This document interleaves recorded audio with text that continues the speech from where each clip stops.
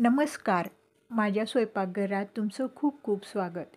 मी आज तुम्हाला पारंपरिक पद्धतीने गूळ खोबऱ्याचे, गव्हाच्या पिठाचे मोदक कसे करायचे ते दाखवणार आहे. एकदम सोप्या पद्धतीने. आई आजी करते तसे हे मोदक मी केलेले आहेत.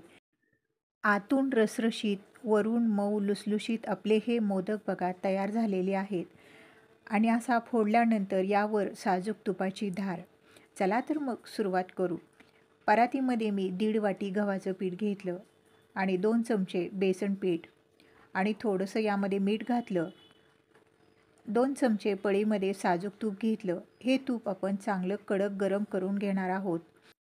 तूप कडकडीत गरम झाल्यानंतर या पिठावर असं घालून घ्यायचं. गरम आहे म्हणून आधी चमच्याने असं हलवून घ्यायचं आणि मग नंतर आपण हाताने हे तूप या पिठाला चांगलं असं चोळून घ्यायचं आहे. म्हणजे आपले मोदक एकदम छान चविष्ट असे तयार होतात. सगळं तूप बघा मी असं पिठाला चोळून घेतलं आणि आता थोडं थोडं पाणी घालून घट्टसर आपण या पिठाचा गोळा मळून घ्यायचा आहे. रोजचं आपण जसं चपात्याचं पीठ मळतो त्यापेक्षा थोडा घट्ट गोळा मळायचा आहे. आपलं पीठ मळून झालेलं आहे आणि 10 मिनटं हे पीठ आपण भिजत ठेवणार आहोत. तोपर्यंत आपण सुरीने गूळ असा बारीक चिरून घेऊया. गूळ असा सुरीनेच चिरून घेतल्यामुळे यामध्ये खडे राहत नाहीत. एकदम मऊ असा आपला गूळ तयार होतो. 1 वाटी खिसलेलं सुकं खोबरं घेतलं आणि याच वाटीने अर्धी वाटी चिरलेला गूळ घ्यायचा. 1 वाटी खोबऱ्यासाठी अर्धी वाटी गूळ पुरेसा होतो, पण तुम्ही तुमच्या आवडीप्रमाणे गूळ कमी जास्त करू शकता. अर्धा चमचा भाजलेली खसखस घातली आणि अर्धा चमचा वेलची पावडर घातली आणि हे आपल्याला हाताने चांगलं असं मिसळून घ्यायचं आहे. खोबरं गूळ एकजी होईल असं चांगलं मिसळून घ्यायचं. एकदम साध्या सोप्या पद्धतीने हे गूळ खोबऱ्याचं सारण बघा आपलं तयार झालं आहे.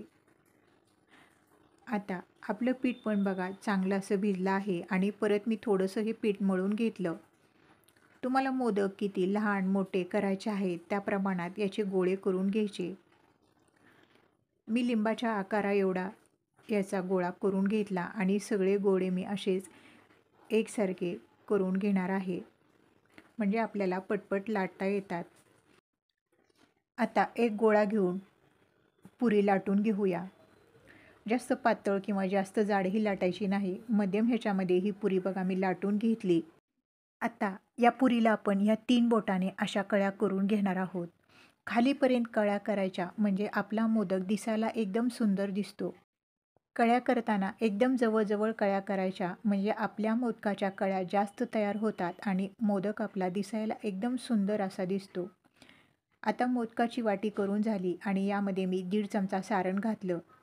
जेवढं मावेल तेवढं सारण यामध्ये घालायचं आणि बोटाच्या साहाय्याने असं वरती ह्या कळ्या जुळवून घ्यायच्या आहेत आणि ह्याला मोदकाचा आकार द्यायचा आणि जास्तीचं जे पीठ आहे ते काढून घ्यायचं. जास्त जर पीठ ठेवलं तर आपले मोदक पिटाळ होतील, म्हणून थोडंसंच पीठ ठेवायचं आहे. बघा किती सुंदर आपला हा मोदक झालेला आहे. आणि दुसरी पुरी पण मी लाटून घेतली आणि याला पण अशा जवळजवळ शेवटपर्यंत कळ्या करून घ्यायच्या आहेत. तुम्ही जर पहिल्यांदा मोदक करत असाल तर एकदा दोनदा मोदक बिघडतील, पण तिसऱ्या वेळेस तुम्हाला हमखास हे मोदक येणार. मलासुद्धा पहिले मोदक येत नव्हते. मी 2-3 वेळा असे मोदक करून बघितले आणि मला हे मोदक बघा असे जमायला लागले आहेत. तुम्हालासुद्धा हे मोदक करता येतील. बघा दुसरासुद्धा मोदक आपला किती छान असा कळीदार तयार झाला आहे. 11 कळ्यांचा हा मोदक बघा आपला झालेला आहे.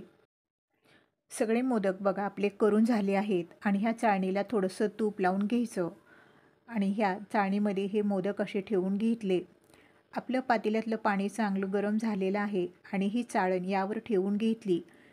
झाकण झाकून हे मोदक आपण 20 मिनटं चांगले उकडून घेणार आहोत. 20 मिनटं झालेली आहेत आणि बघा आपल्या ह्या मोदकाचा रंग बदललेला आहे. याचाच अर्थ आपले मोदक छान असे उकडले आहेत. आपल्या लाडक्या बाप्पाचा गूळ खोबऱ्याचा, गव्हाच्या पिठाचा, मोदकाचा नैवेद्य हा बघा तयार झाला आहे. हे मोदक बघा आतून एकदम रसरशीत, वरून मऊ लुसलुशीत आणि त्यावर अशी साजूक तुपाची धार. पारंपरिक पद्धतीने सोप्या पद्धतीने गव्हाच्या पिठाचे गूळ खोबऱ्याचे मोदक तुम्हाला कसे वाटले? व्हिडिओ आवडला तर व्हिडिओला लाईक करायला, सबस्क्राईब करायला विसरू नका. व्हिडिओ पाहिल्याबद्दल मनापासून धन्यवाद.